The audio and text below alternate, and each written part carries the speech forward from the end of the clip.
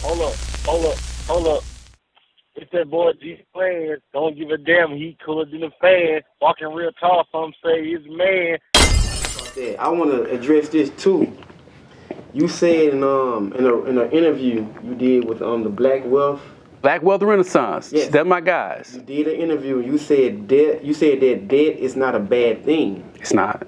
Can you talk about that a little bit more? Absolutely. We're talking about credit and debt right now before we really get into this. So debt. Here's the thing. Debt. Most millionaire or billionaire, they don't use their own money. They use the bank's money. They leverage credit, right? So, give you an example. When you think about debt, like when you think about somebody like Dave Ramsey, I'll use his name. He has the whole, pay everything off, use cash, right? What Dave Ramsey doesn't tell people a lot of times, though, is that he mismanaged his credit, and that was why he hates credit. But credit is something that you can leverage for wealth. We teach people how to get loans with 0% interest for 18 months, right? I've literally taken cash off of credit cards and used it to flip houses. I've never had a car over 5% interest rate at all. When I buy a car, it's typically 0% interest rate or 2% interest rate.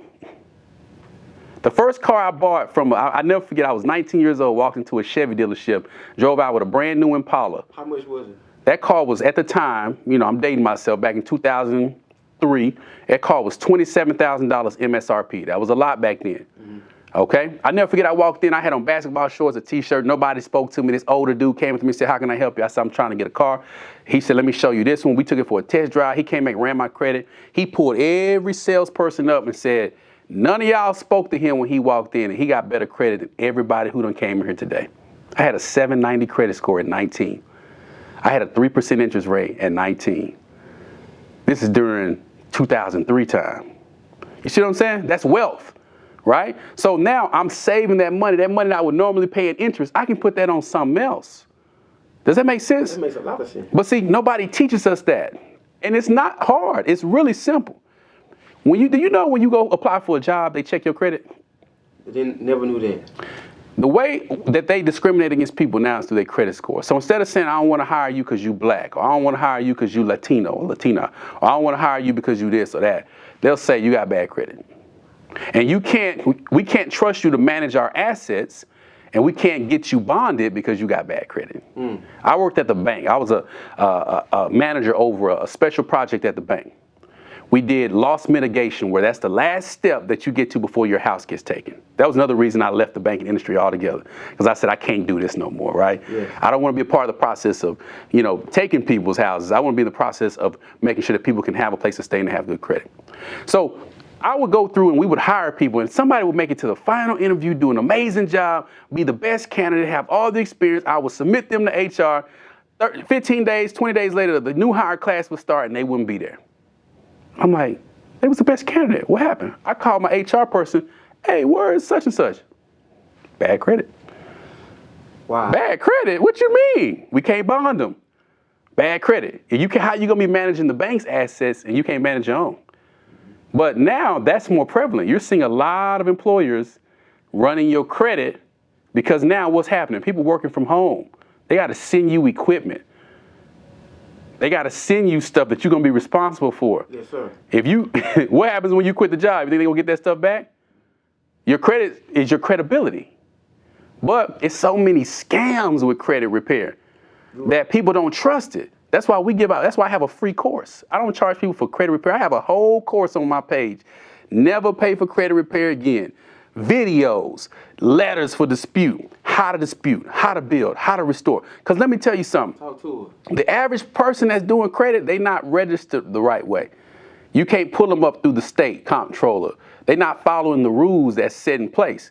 And you meeting these people, not everybody. I know the credit repair people hate me when I say this, but they know it's true. Because most of the people I know in credit repair, they end up getting out because it's just grimy, right? But what happens is, here you go meeting this person. You giving them your name, your date of birth, your social, all your addresses, your mama's maiden name. You giving them your whole life. What's happening when they hit a lick on you and they run off? There's no recourse. Do you know that most payment processors won't even touch credit companies? You can't even process a credit repair company through none of the major payment processors. You can't go through PayPal. You can't go through Stripe. None of them will touch you. It's in their terms and conditions. Well, Zelle is a direct payment, but ain't nobody. Would you feel comfortable Zelling somebody $100 or $300 or $500 to fix your shit, knowing that once that money go, you can never dispute it? No. No, you wouldn't. You think about it, no. You got to go. But you know, most of us don't really read the terms and conditions anyway. We don't. But then when we get messed over, then what is it? Oh man, you can't trust black folks. You can't. You know what I'm saying? No. That's the lick. You showed up for the lick, and when the lick got hit, you know what I'm saying? And all it takes is for you to just take a moment. My course is 10-minute course, 10 courses. They 10, 12 minutes apiece. You watch it on your way to work. On a holiday weekend, instead of talking about that sorry football team, start talking about credit. Start talking about wealth. Me and my sister, and me and my two partners, we both set goals to save $10,000 a year. I've done it with both of them, right? 2 years in a row, we don't put back $10,000. You see what I'm saying? Now you take that money, you go invest it, and you put it somewhere. All it takes is for you to increase your money by decreasing your output. But what happens when we need more money? We go get a new job. Well, let me go get a second job. Well, let me go do. No, player, reduce your output.